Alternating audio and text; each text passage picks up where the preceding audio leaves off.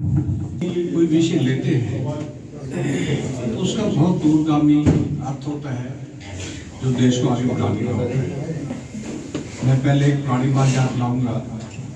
हमारे पड़ोसी देश ने छोटा टापू है, औकात तो कुछ भी नहीं है। हमारे बहुत से लोग वहाँ गए होंगे छुट्टियाँ एंजॉय करने के लिए। उन्होंने एक दिन अपने समुद्री तट पर, कश्मीर तट पे केवल समुद्र घूमे, एक कुर्सी ली और समुद्र की लहरों के पास बैठ गए। वो इतना बड़ा संदेश किया कि वो जो लोग बड़े कह रहे थे कि हमारे यहाँ टूरिज्म बहुत है, इंडियन बहुत आते हैं, और कुछ महीनों में उनका दिमाग ठीक हो गया, क्योंकि संदेश दिया उन्होंने कि टूरिज्म के लिए अपने देश में बहुत स्थान है। आज भी था, हम बहुत से लोग जाते हैं, गए हैं, कुछ जाने की इच्छा रखते हैं।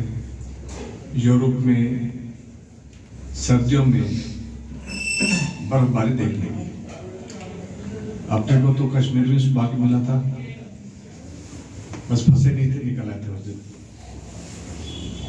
आज उन्होंने सारी उत्तराखंड की, अन्य स्थानों की जो स्नो पे गेम है उन्होंने विस्तार से बताया।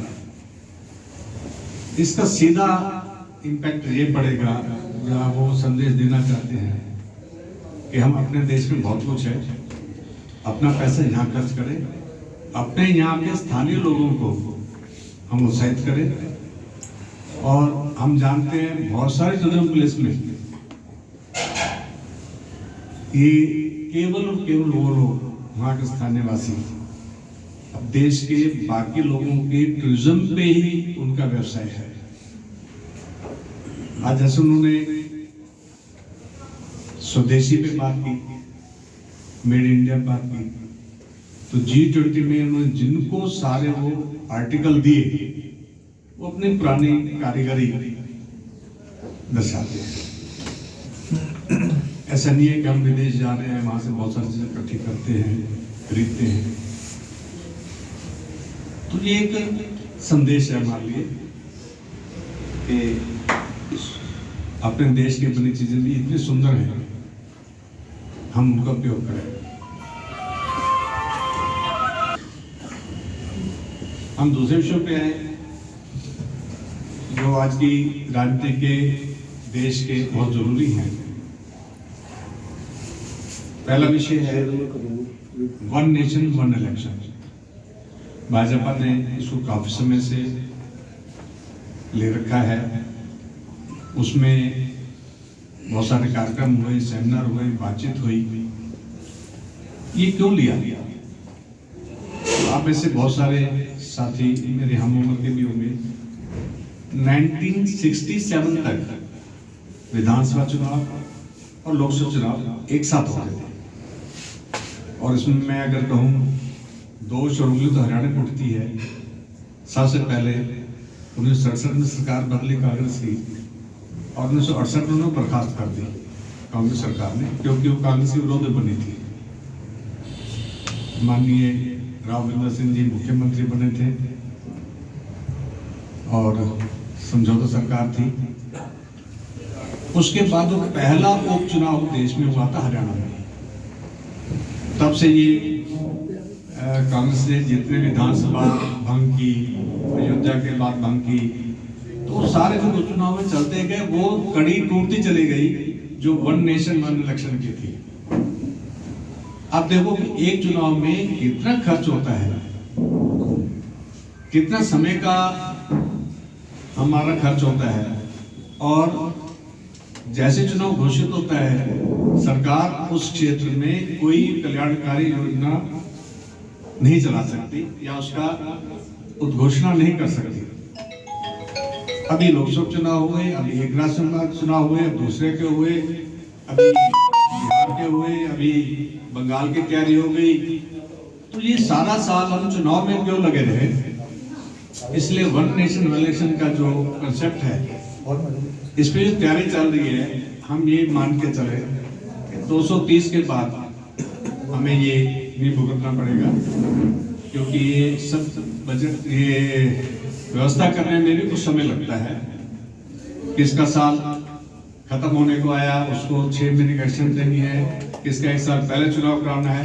ये बड़े गहन विषय हैं जो हमारे अधिकारी इसको तय करेंगे, देखेंगे और ये लगभग बन जाएगा। दूसरा, आत्मनिर्भर भारत, ये विषय आज माननीय मोदी ने भी लिया है। हम स्वदेशी खरीदे, अपनी जीडीपी बढ़ेगी। और कल एक सुखद विषय था, समाचार पत्र में देखा कि जब अमेरिका ने कुछ बैन लगाया तो उससे 2 महीने पहले हम फ्लैट रेट से आप पे टैक्स इतना जोड़ेंगे, 2 महीने पहले जो जीडीपी बढ़ी उसका कल आया है डाटा सारा 8% बढ़ी, जबकि यूरोपीय देश 1%, 1.5%, 2% पे हैं, चीन भी 6% के आसपास है। यानी कि ये सब स्वदेशी कारण भी आत्मनिर्भरता की तरफ भी ले जाता है कि हम जो खर्च करें अपने देश के बने हुए प्रोडक्ट्स पे करें। एक विषय था अभी सब उस पे कार्य फिर और भी आगे बढ़ रहा है, जीएसटी। सबसे पहले हमें पता है यहाँ सेल्स टैक्स होता था, फिर उसको वैट में परिवर्तित किया। जो हमारे भाई बिजनेस कर चुके हैं, हम पहले भी टैक्स दे के आते थे, उस टैक्स को उसकी कॉस्ट में जोड़ते थे, फिर अपना प्रॉफिट लगाते थे, फिर उस पे स्टेट के गवर्नमेंट फिर टैक्स लगाते थे। पहले सेंटर माल दिल्ली से माल मंगाया, दिल्ली ने तो टैक्स लिया, वो हमारे कॉस्ट में जुड़ गया। फिर दुकानदार ने उस कॉस्ट के ऊपर अपना मार्जिन जोड़ा, उस मार्जिन बेचने के लिए भी उसको स्टेट का जीएसटी बाद में वैट हो तो वो देना पड़ता, सॉरी सेल टैक्स या जीएसटी जोड़ना पड़ता। लेकिन ये अलग अलग प्रदेशों में भी अलग अलग था,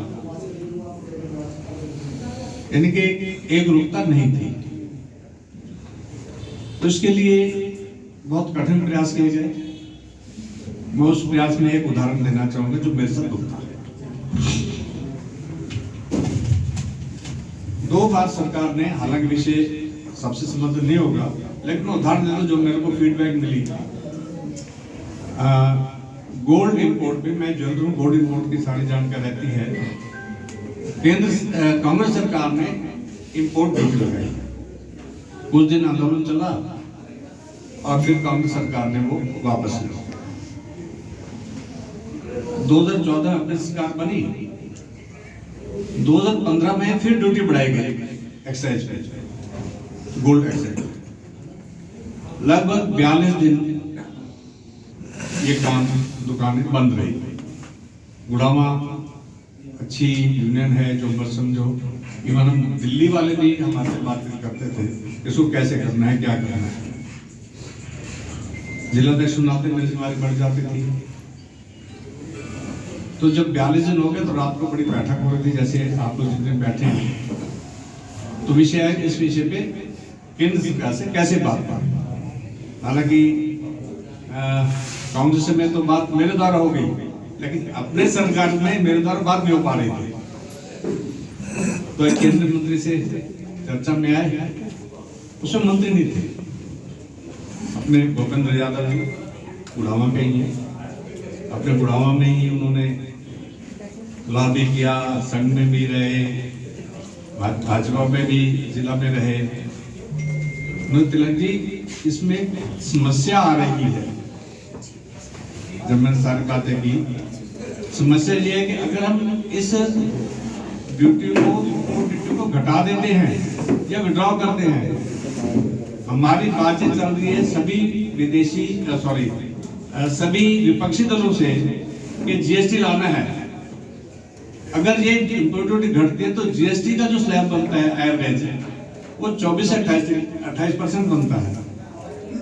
और हम ये इम्पोर्ट ड्यूटी नहीं घटाते तो एवरेज 18% पे आ रहा है, जिसमें सभी दल सहमत हो रहे हैं, इसलिए हम नहीं घटा रहे। यानी कि कितनी दूरगामी सोच कि हमें एक आइटम पर कुछ टैक्स समय के लिए बढ़ाकर और उसको फिर कैसे सारे टैक्सेस ठीक करना है।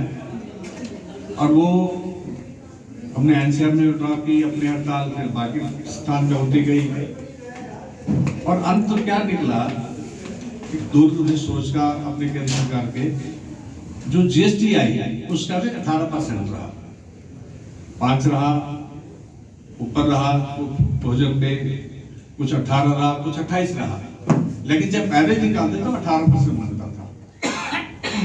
तो ये एक सोच रखनी पड़ती है। अब जीएसटी से क्या लाभ हुए? सबसे पहले कोई दुकानदार, कोई बिजनेसमैन कोई चीज मैन्युफैक्चर करता है, वो होलसेलर को बेचता है, होलसेलर पे वो उस पे कितना जीएसटी है वो ऐड करके होलसेलर से जीएसटी लेता है। 100 रुपए की चीज हो गई, 18% मान लो जीएसटी हो गया, तो 118 के बेच दिया। अब होलसेलर 100 रुपए पे अपना मार्जिन बनाता है, आगे बेचता है, वही 18% फिर बिकता है, लेकिन उसने जो पहले 18% दिया था उसको वापस मिलता है, वापस नहीं मिलता, वो उस 18% को काट के जैसे जमा कराता है। सरकार के चक्कर लगाने के, दफ्तरों में चक्कर लगाने की आवश्यकता नहीं है। यानी 100 वाली चीज उसने 110 में बेची, 10 रुपए में उसने 18%, 1 रुपया 80 पैसे और टैक्स लिया और 19 रुपए 80 पैसे टैक्स हो गया। वो 19 रुपए 80 पैसे जमा नहीं कराता, क्योंकि 18 रुपए पहले दे चुका है, तो 1 रुपया 8 पैसे जमा कराता है, वो 18 रुपए पहले वाले काट लेता है। तो ये बहुत बड़ा टैक्सेशन में रिवोल्यूशन हुआ, बिल से माल चला, लोग ने, दुकानदार भी दबाव देने लगे, नहीं बिल तो बनेगा, टैक्स आ रहा है, ऑनलाइन माल आ रहा है, पेमेंट ऑनलाइन हो रही है। उसका कितना बड़ा प्रभाव पड़ा छोटी छोटी बात का, कि कस्टमर पे टैक्स नहीं पड़ा, दुकानदार पे बोझ नहीं हटा पड़ा, और जीएसटी का सारा पोर्टल पे काम शुरू हो गया। मैं इतने साल से कभी जीएसटी ऑफिस नहीं गया, पहले खूब जाना पड़ता था। तो ये इसका प्रभाव है। और हमारी जीएसटी कलेक्शन 1,80,000 करोड़ हो गई है।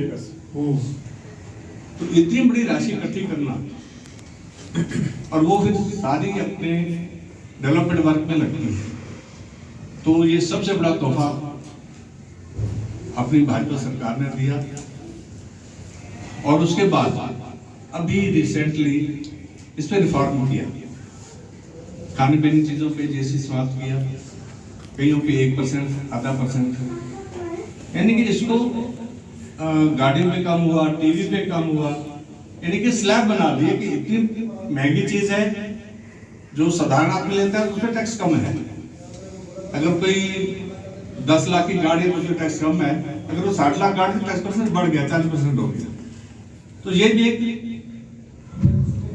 सामान्य बातें हैं, हमें पता समझ नहीं आ सकती, लेकिन बहुत सारी इसमें जनता की भलाई की और टैक्स कलेक्शन की इसमें बहुत सारी बातें छुपी होती हैं।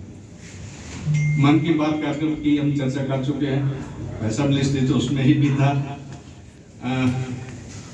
विकास और हमारा बच्चा जो यूरोप गया था रन करने, 35 दिन लगाए थे ना उसने, 34 दिन, 30 घंटे पूरा वो पार कर रहा। 30 घंटे में कितने किलोमीटर? 262 नहीं, ज्यादा था, गलत बोल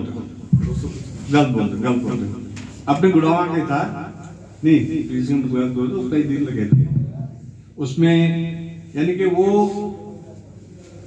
उसको पूरा करने वाला पहला बच्चा है मेरे पास, इसमें हम निकालता नहीं, बता दूंगा तेरे को।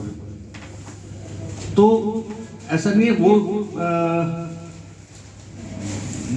जो दौड़ कंपटीशन तो यूरोप में था, उसमें पहाड़ भी थे, खड़े पहाड़ भी थे, उसमें पानी भी था, उसमें जंगल भी थे, कई दिन का प्रोग्राम था वो, 20 घंटे का नहीं था। तो ऐसे कार्यक्रम भी अपने युवा, उसको मैं युवा क्या करूं जिसकी आयु 44 वर्ष है, उसने पार्टिसिपेट किया। उसमें पार्टिसिपेशन में कितने आदमी कंप्लीट कर पाते हैं, ये नहीं कि फर्स्ट कौन आया, कितने आदमियों ने वो मैराथन पूरी की। तो लगभग 40% लोगों ने पूरी की और अपना गुड़ावा में भी उसमें से एक था। और जो मेडल आजकल ला रहे हैं अलग अलग खेलों में, दोबारा सौभाग्य मिलता है भारत को, गुजरात को फिर खेलों का, उसमें हरियाणा को मेडल्स की कैपिटल कहा जाता है। हमारे यहाँ बहुत सारे खिलाड़ी हुए। अब पिछले दिनों जो महिला क्रिकेट टीम जीती, अभी ब्लाइंड स्क्रीन पर दिखा रहे थे, महिला क्रिकेट टीम जीती, उसमें जिस लड़की वर्मा को ड्रॉप किया गया था पिछले टूर्नामेंट में, इस बार लिया गया, जिसमें सबसे ज्यादा आखिर में स्कोर बनाए, वो भी गुड़गांव में रहते हैं, बेसिकली रोहतक की है, रहते हैं तो गुड़गांव में, तो उसका भी स्वागत किया गया। तो खेलों में हरियाणा एक कैपिटल ऑफ मेडल, ऐसा आप देखें कबड्डी में, अन्य खेलों में जब हम स्कूल पढ़ते थे तो बड़ी मुश्किल से उम्मीद करते थे हॉकी का मेडल ही मिल जाए बस, और आजकल तो हम अच्छी अंक तालिका में आ रहे हैं। ये हमारा